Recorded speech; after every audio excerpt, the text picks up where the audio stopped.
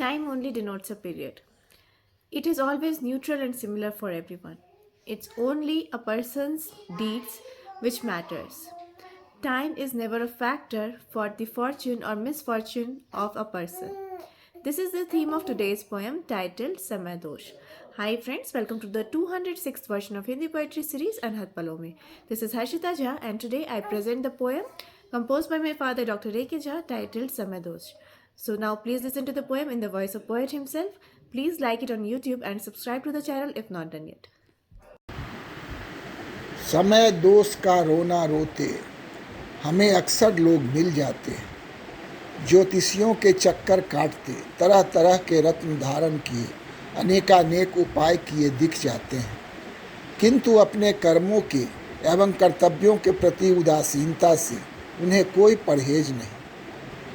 इसी भाव में आज की मेरी कविता समय दोष। तो प्रस्तुत है कविता समय दोष।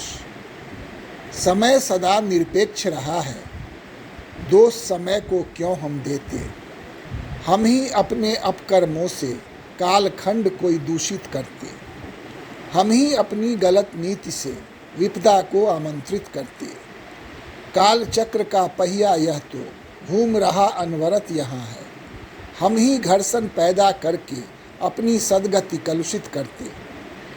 युगों युगों से जो भी घटता समय साक्ष्य बन अरा रहा है, हर रहस्य को जाने बूझे स्वयं वह फिर भी मौन रहा है। उसकी कोई नई भूमिका नेपथ्य में बस गौन रहा है। वक्त का सब्र कभी नहीं टूटा, सदा सभी को मान दिया है। मौका बारंबार दिया है, परिमार्जन का काम दिया है। पर हम ही हैं स्वार्थी दम्भी, कभी नहीं संज्ञान लिया है। अनगिन दोषारोपण करके यह कैसा सम्मान दिया है। काल दशा और नवग्रह गणना ज्योतिष का विज्ञान बना है। काल सर्प और काल योग का भांति भांति उपमान बना है।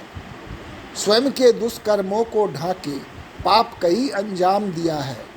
व्यर्थ किए बदनाम समय को समय दोष का नाम दिया है। मनुज धर्म से जो मुख मोड़े समय सदा विपरीत ही होगा। पैशाचिक वृत्ति जो नहीं छोड़े उसको बुरा प्रतीत ही होगा। समय हमें बस न्याय दिलाता, सब कुछ जाने निर्णय लेता। न्यायाधीश के पद पर बैठा वही तो अंतिम निर्णय लेता। जो अंधेर मचाया हमने निर्णय में कभी देर न होता।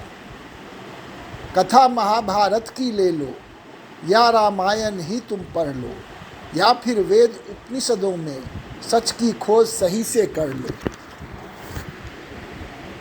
समय तभी बलवान रहेगा जब मनुष्यत्व का ध्यान रहेगा। पाखंडी के जीवन में बस समय दोष का ज्ञान रहेगा।